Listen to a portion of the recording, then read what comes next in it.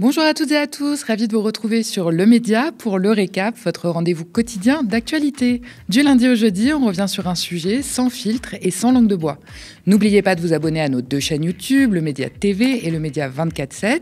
Abonnez-vous aussi à notre newsletter pour recevoir un condensé d'actualité et des nouvelles du média tous les jours directement dans votre boîte mail. Rendez-vous sur lemediatv.fr/newsletter. Le Récap, épisode 30, c'est parti. Ça fait quelque temps que nous n'avons pas appris de nouvelles des déboires du RN dans cette chronique et je vous propose donc de rattraper le temps perdu avec un rapide tour de l'actualité récente du parti frontiste. Commençons avec les suites de l'affaire des assistants parlementaires RN au Parlement européen. Depuis que la condamnation tombée fin mars, qui a entre autres sanctionné Marine Le Pen d'une peine d'inéligibilité de 5 ans, le Parlement européen a officiellement réclamé au RN le remboursement des plus de 3,5 millions d'euros de dommages et intérêts en l'application du jugement. Et devinez quoi ? Encore une fois, le RN conteste la décision de justice et joue la montre pour ne pas rembourser ce qu'il doit au Parlement européen. Écoutez Sébastien Chenu, député et vice-président du RN, tenter de justifier une énième remise en cause de la justice sur BFM. On verra avec l'appel, parce que je vous rappelle qu'il y a une présomption d'innocence. Le Parlement veut l'argent tout de suite. Oui, d'accord, mais enfin, on a fait appel, y compris d'ailleurs sur la sanction financière. Pourquoi on a fait appel ? Parce qu'en fait, le Parlement européen n'a pas perdu d'argent dans cette affaire-là. Il y a zéro préjudice pour le Parlement européen. Il y avait une enveloppe qui était dédiée aux députés pour rémunérer leurs collaborateurs. Cette enveloppe, elle a été utilisée pour rémunérer des collaborateurs. Je vous rappelle qu'il y a 0 emploi fictif dans le dossier. On n'est pas d'accord entre le Parlement européen et nous sur la façon dont les collaborateurs travaillent, mais l'enveloppe, elle a été utilisée pour payer des collaborateurs, donc il n'y a pas de préjudice. Il n'y a pas d'argent qui est sorti du Parlement européen. En plus, sauf qu'il y a une condamnation en première instance, une exécution provisoire. Voilà. Donc là, c'est l'exécution provisoire des dommages et intérêts. Oui, ben donc on la conteste, on fait appel et on verra ce qu'il en est. Mais encore une fois, il n'y a pas de préjudice pour le Parlement européen. Donc vous dites qu'il faut attendre l'appel. Bah bien sûr, attendre 2026. C'est en tous les cas tout le sens de nos recours et du travail de nos conseils. En fait, c'est plutôt habile. Le RN ne conteste plus frontalement l'état de droit ni la légitimité de la justice. Il préfère désormais en réécrire le récit. Selon eux, pas de préjudice, pas d'emploi fictif et donc pas de raison de rembourser. Malgré une condamnation claire et des preuves établies au terme d'un long procès. Une manière de délégitimer la décision sans jamais l'attaquer directement, tout en entretenant le doute dans l'opinion. Alors, petit point juridique. Quand il y a un contrat de travail, la loi part du principe qu'un vrai travail a été effectué. C'est donc à ceux qui disent que c'est un emploi fictif de le prouver. Et c'est pas évident, parce qu'il faut démontrer qu'un salarié n'a en réalité rien fait. Et c'est un peu comme prouver qu'il ne s'est rien passé. C'est compliqué. Mais attention, en droit pénal, si l'on découvre qu'un contrat a juste servi à toucher de l'argent public sans qu'aucun travail réel n'ait été fourni, ce qui est le cas dans l'affaire qui oppose le RN au Parlement européen, les faits sont alors qualifiés de détournement de fonds. Dans ce cas, c'est le fait d'avoir payé quelqu'un pour un poste fantôme, donc une dépense anormale, qui rend la chose illégale. Bref, Chenu joue sur les mots. L'affaire des assistants parlementaires est évidemment une affaire d'emploi fictif. On parle de personnes qui ont été payées pour un emploi qui n'était pas effectué, du moins pas au sein du Parlement européen. Appelons un chat, le RN a détourné de l'argent public et refuse aujourd'hui de le rendre. D'ailleurs, si l'affaire médiatique des assistants parlementaires du RN a sanctionné des faits datés de 2004 à 2016, Mediapart a révélé que le système d'emploi fictif mis en place par le RN ne s'est pas arrêté à cette date. Le conseiller régional Andrea Cotarac aurait occupé entre novembre 2021 et décembre 2022 2 postes en même temps. Celui de porte-parole de Marine Le Pen, puis du Rassemblement national tout entier, tout en étant assistant parlementaire du député européen Hervé Juvin. Problème, il n'aurait pas demandé l'autorisation du Parlement européen, alors que c'est obligatoire. Il a notamment très activement participé à la campagne présidentielle, sillonnant la France et arpentant les plateaux pendant 6 mois. Selon son contrat, Andrea Cotarac devrait pourtant consacrer 75% de son temps à son député, depuis ses lieux de travail à Strasbourg, Bruxelles ou au Luxembourg. Il semble assez incompatible de cumuler cet emploi avec un emploi du temps de porte-parole en pleine campagne présidentielle. Il est précisé dans les textes que si la participation aux campagnes est autorisée, elle doit se faire sur du temps personnel, en dehors du temps de travail des collaborateurs donc, et sans occuper de postes importants comme celui de porte-parole. Apparemment, chez le RN, l'emploi fictif, c'est pas une erreur du passé, c'est une habitude bien ancrée. Et n'allez pas croire que la décision de justice bien gratinée que vient de se prendre le RN a servi de leçon. Pas du tout, il récidive encore. Quelques jours avant la condamnation, en mars dernier, Jordan Bardella s'est chiné encore à vouloir embaucher son directeur de cabinet à Paris, François Paradol, comme assistant parlementaire au Parlement européen. Pas dupe de la supercherie, le Parlement européen a refusé, assurant que les deux fonctions étaient incompatibles. Paradol assure déjà une fonction trop importante au sein du RN, en assistant donc le président du parti, pour pouvoir faire sérieusement le travail d'un assistant parlementaire à Bruxelles. Évidemment, le RN conteste, François Paradol conteste aussi, il assure exécuter des tâches pour le mandat européen de Jordan Bardella et non exclusivement pour le parti. Bref, on prend les mêmes et on recommence. Et pendant que les révélations s'enchaînent, les premières conséquences concrètes de la condamnation tombent, à commencer par Marine Le Pen elle-même. La semaine dernière, la figure de proue du RN s'est vue démettre de son mandat de conseillère départementale du Pas-de-Calais. Si la peine de 5 ans d'inéligibilité avec exécution provisoire n'entraîne pas la fin de son mandat de député, elle met en revanche fin à ses mandats locaux. Mais vous connaissez la chanson, l'ex-patronne du RN conteste cette décision. Elle s'est donc empressée de déposer un recours et c'est désormais au tribunal administratif de Lille de trancher. La réponse définitive est attendue sous 2 mois. Affaire à suivre. Et puisqu'on en est à faire le tour des déboires judiciaires du RN, il n'y a pas que sur les emplois fictifs que le parti s'illustre. Je vous donne des nouvelles des brebis galeuses, comme les appelle Jordan Bardella, pour désigner les candidats un peu encombrants du parti. Le député de Lyon, Daniel Grenon, est en plein procès. Il est jugé pour des propos racistes tenus lors de l'entre-deux-tours des dernières législatives. En pleine interview, il a déclaré aux journalistes, enregistrement à l'appui, que des Maghrébins sont arrivés au pouvoir en 2016. Ces gens-là n'ont pas leur place dans les hauts lieux. Devant le tribunal, Daniel Grenon a précisé sa pensée. Pour lui, je cite, « Ces gens-là, les gens qui n'appartiennent pas à la France, n'ont pas leur place dans les services secrets, la gendarmerie, la police nationale, dans la magistrature ou encore pour exercer le poste de président de la République. » Alors là, il parle des binationaux. Selon lui, c'est l'intérêt de la France qui est en jeu. Face à l'accusation de racisme, Grenon a dégainé l'habituelle carte de l'ami maghrébin. Il a déclaré au tribunal « J'ai des amis maghrébins, ma fille est mariée à un franco-maghrébin, ma petite fille est franco-maghrébine. » Tout ce petit monde appréciera. Pour se sortir du mauvais pas, le député a plaidé son incompétence médiatique, arguant qu'il n'était pas un personnage aguerri à ce genre de choses. Il s'estime facilement piégeable et fragile en politique, alors même qu'il a été élu pour la première fois en 2022 sous l'étiquette RN. Alors, sentant le coup fourré arriver, le RN a débarqué Daniel Grenon en octobre dernier.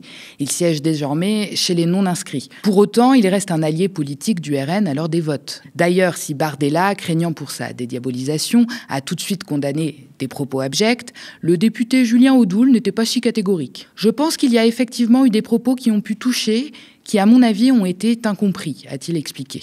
Du Macron dans le texte. Quand on en est à expliquer que le racisme, c'est comme un quiproquo, c'est que le vernis craque. Le parquet semble, lui, avoir bien compris. Il a requis contre Daniel Grenon une amende de 1 500 €. Le délibéré sera rendu le 2 mai prochain. Une autre brebis galeuse fait parler d'elle, décidément c'est à croire que tout le troupeau est contaminé. Jean-Philippe Chartier, délégué RN en Aveyron et candidat annoncé à la mairie de Rodez, qui a comparé la décision des juges à l'encontre de Marine Le Pen à la solution finale.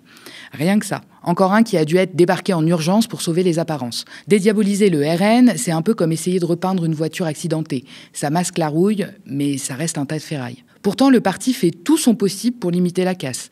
À l'exception des hauts cadres du parti, les autres n'ont qu'à se contenter de faire ce qu'on leur demande. Et en l'occurrence, on ne leur demande pas de réfléchir, juste de faire les hommes et femmes sandwich pour décrocher un mandat. Et puis voter en conséquence. C'est d'ailleurs ce qui a excédé Malika Sorel, pourtant numéro 2 sur la liste des européennes.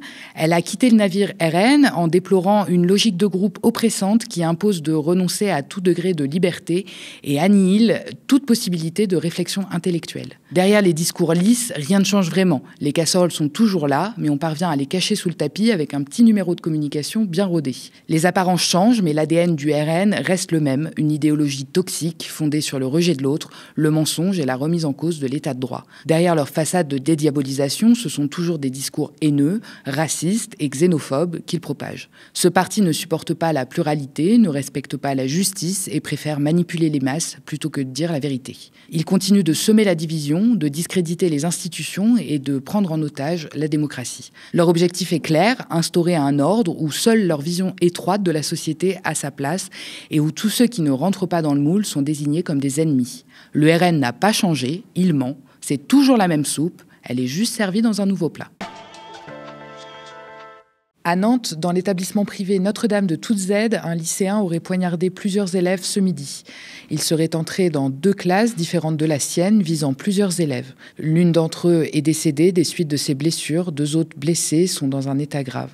L'auteur présumé a été maîtrisé sur place par le corps enseignant avant l'arrivée de la police. Le parquet national antiterroriste reste à ce stade en observation.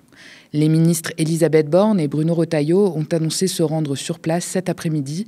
Une conférence de presse organisée par le procureur de la République doit se tenir. On en reparle très vite dans nos prochaines émissions sur le média. On poursuit ce récap en parlant de la sortie du livre du porte-parole des victimes de Betaram. On regarde un résumé mis en image par Sarah Duyeux. Violence physique, viol, agression sexuelle. Dans son livre Le silence de Betaram sorti ce jeudi, Alain Ascar, le porte-parole du collectif des victimes, rassemble des dizaines de témoignages d'anciens élèves de l'établissement, dont le sien. Élève à Betaram de 1981 à 1986, il a subi des violences de la part d'un surveillant. En 2023, quand il découvre que son bourreau de l'époque est toujours dans l'établissement, il monte un collectif pour recueillir d'autres témoignages. Grâce à lui, plus de 200 plaintes ont déjà été enregistrées. Parmi les témoignages recueillis, celui d'Hélène Perlan, la fille aînée de François Bayrou. Elle raconte avoir été rouée de coups par le père Lartiguet lors d'une colonie de vacances quand elle avait 14 ans et affirme ne l'avoir jamais dit à son père. Paris Match a publié mardi son témoignage, il a été repris dans tous les médias, Alain Ascar a réagi. On se doutait que c'est ça qui serait mis en avant. C'est malheureux pour les victimes parce que ça leur vole un peu la vedette. Hélène Perlan lui a dit être très agacée par cet article, publié 2 jours avant la sortie du livre. Attaque et l'Observatoire des multinationales publient ce jour un rapport sur l'empire Bolloré, intitulé « Le système Bolloré, de la prédation financière à la croisade politique ». Un rapport qui nous montre preuve à l'appui que nous sommes gouvernés au nom d'intérêts financiers et politiques. Mes collègues de la contre-matinale ce matin ont reçu Lou Chénet, co-autrice du rapport, pour en parler. Tout le monde connaît un peu, on commence un peu à connaître CNews, le JDD, Europe 1. Europe 1, je ne sais pas si c'est bien connu, parce que comme la chaîne n'a pas changé de nom, on a aussi l'impression que ça lui a permis de vraiment